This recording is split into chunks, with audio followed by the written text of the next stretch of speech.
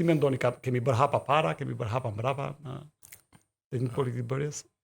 Atëherë, duke të falenderuar, po duke uruar edhe kolegët që kanë bërë këtë investim, sepse komunikimi është në thelb demokratizim. Sa më shumë njerëz ta ndjekin, dhe ky është thelbi, sa më thjesht gjua, sa më korrekt nga pikpamja profesionale dhe sa më korrekt nga pikpamja integrale, integritetit, aq më shumë individ të ndryshëm dhe Shqipëria përfatmirësisht ka shumë që ju duhet i identifikoni dhe angazhoni. Nëse do flasim për thelbin e politikës e para, duhet përmendim thënien e Clintonit, it's economy stupid. Pra, gjithçka që diskutohet të popull është ekonomia. Dhe kur flasim për ekonominë, është shpreha tjetër që mendon në mënyrë globale, po vepron në mënyrë lokale.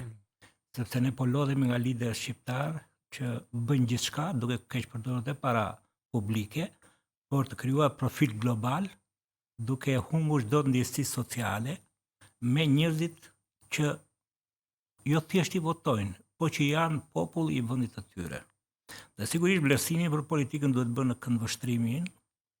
A kemi hapa pas? Po. Cili është momenti më kritik që u bë pas në politikën shqiptare?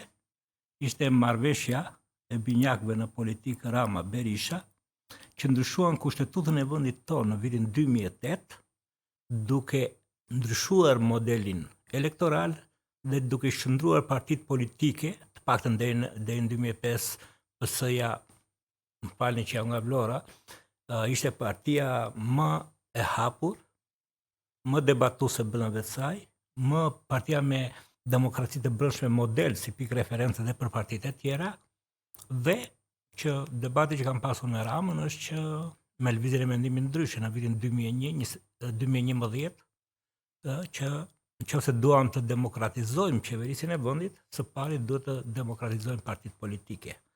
Dhe ne ishim 2 vjet para se të fitonim ardhin në pushtet. Kisi dhe lëvizjet për mendimin ndryshe, të cilët ju bashkë me kolegë tuaj të drejtorit atë kohë. Fatmirësisht isha bashkëkryetar dhe një nga promovuesit publik të lëvizjes, por njëkohësisht një këshill edhe për të rinj që na dëgjojnë dhe duan të angazhohen për të shërbyer vendit të tyre dhe duhet ta bëjnë këtë, ka të bëjë dhe me integritetin. Dhe në votimet e 2008-s për ndryshimin kushtetuese, unë nuk bëra një debat të plot në parti dhe nuk i votova ato.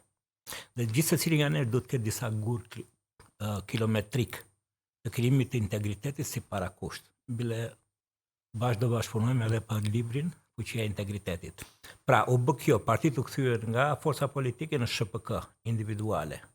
Kjo vrau demokracinë e brendshme, vrau konkurimin dhe si të thuash, i gjithë ky ndikim negativ u shfaq në qeveri.